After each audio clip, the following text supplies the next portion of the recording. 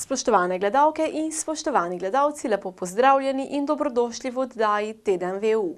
Danes bomo govorili o proračunu Evropske unije za leto 2016, o potovanju z vlakom znotraj meja Evropske unije, o oblikovanju humanitarnega koridorja v Siriji in o dobitnicama nagrade Saharov za leto 2016. Zato ostanite z nami.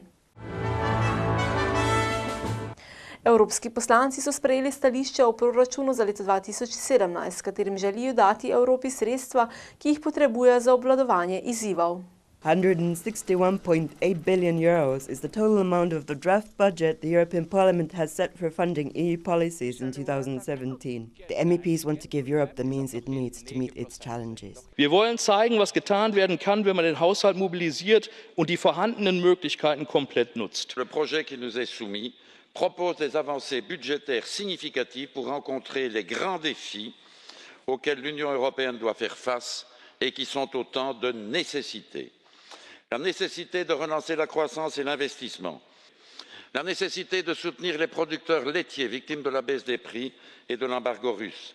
La nécessité d'adresser un message positif à la jeunesse européenne. Not to mention the migration and security crisis rocking the Union.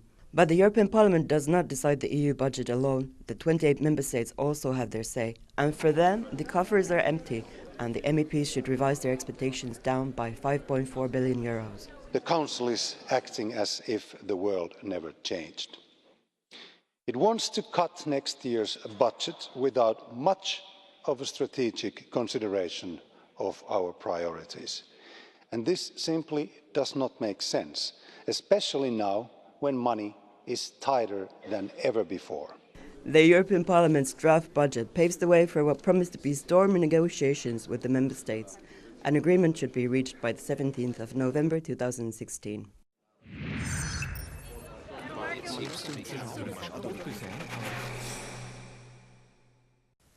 Ali ste že kdaj imeli stresno potovanje z vlakom znotraj meja Evropske unije?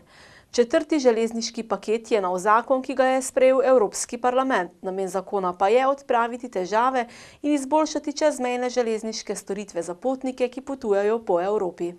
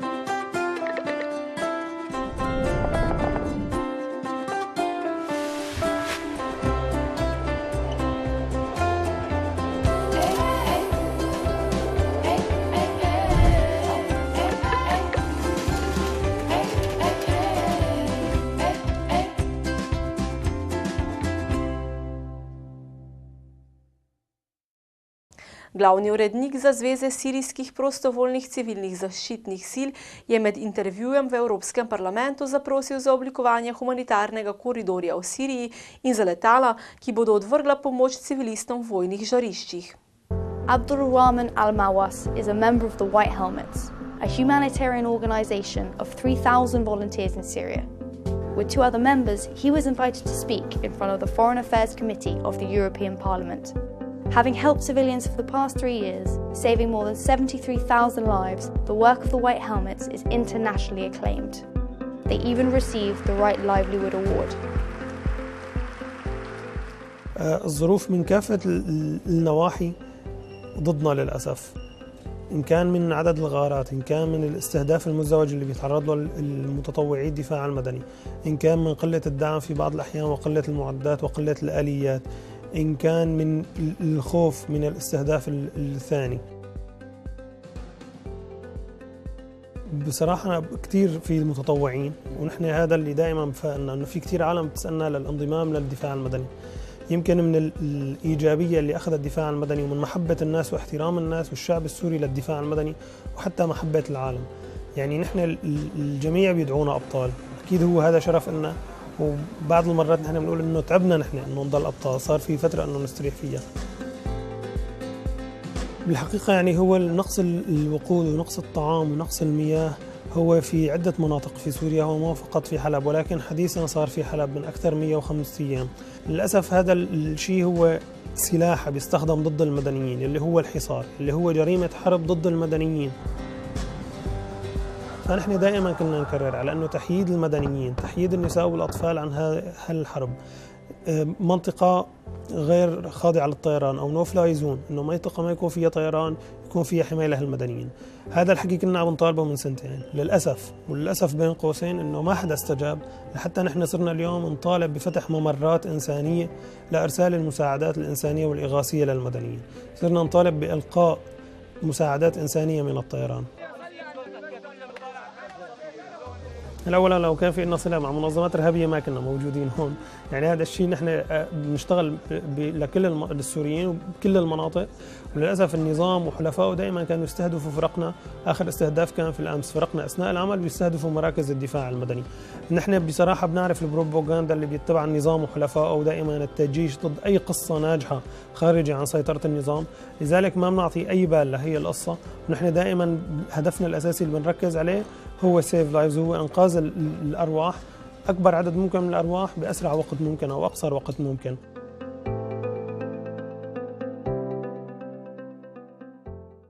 Nadia Murad in Lamia Aj Bashar sta postali simbol boja jezidske skupnosti.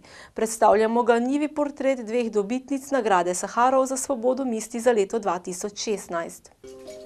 Lamia Aj Bashar is trying to get back to a normal life. At 19 years old and 6 months after escaping the clutches of the Islamic State, she has found refuge here in Germany, where she lives with her sisters. هرتال في مالداد عايشين براسي قالك يعني مبيكت خوشن وناهل يعني أسبقا محتاج تشتكي بمقالك كلمتين وناهل نزعاج سوا بمتماشان شمراتك. It's a comfort to Lamia that has brought a smile back to her face. Nadia Murad, meanwhile, is travelling the world to tell her story. Just 23 years old, she lost her 6 brothers and her mother in the conflict. الملايين من الناس هاجرت بيوتها جميعها بسبب جرائم داعش. Nadia is also living in Germany. She has dedicated herself to getting the massacre of the Yazidi minority in Iraq recognized as genocide. حياتها معمو كبويا أف قضية كسفر وكرسالة زبقهين مخلقين كحياتك طبيعي نينا حتى نجبر بشغلي جهة داعش هاي وحتى كجوجنت ملدستي واندينا حتى مهد بمال وبيجين. كيف هذا شحاتة نورتي؟ نعم. Both Nadia Murad and Lamia Aj Bashar come from the village of Kocho in the Sinjar region of Iraq. On the 15th of August 2014, their village was attacked by the Islamic State. The men were executed. The women were forced to convert to Islam and were sold into sex slavery. A massacre that prompted the flight of hundreds of thousands of Iraqi Yazidis. Lamia spent 20 months in the clutches of the Islamic State. It was while fleeing her torturers that she was hit by a landmine, leaving her face badly burned. Back in her room, she looks at photos of her life before. She still has no news about her parents, and her younger brother is waiting behind in Iraq after being bought back from the Islamic State by an uncle. نازج بار خوابتني بيجم مش بقصة خوابتني بيجم أزش همارة بيجم جاكدي ناسري هنا دياها كبسري ما إيز دياكري. Telling her story to prevent it happening again is also what motivates Nadia Murad. It was thanks to a neighbour that she managed to escape. She counts herself lucky. Nominated as the UN Special Ambassador for the Victims of Human Trafficking, Nadia has become a figurehead for the Yazidi community. بس أحسا قلقت خلقيت كم هس چما بالد بينم هزارة بوينة لاجئ كذب خود بينم هي هركش مال جهة كي ردر كت كاز بينم هيج داعش البيما يكا ما خلاص بكو أم نمينن كف قوات تيش مرة كاس كاربم كاس ملاتي خو خلقي وساد بين من البيت عدا كاس وقواتش مرة كاس تقابلها في تشتيناك.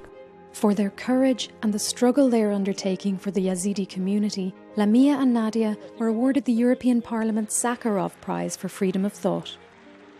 3,000 Yazidi women are still being held captive by the Islamic State in Iraq.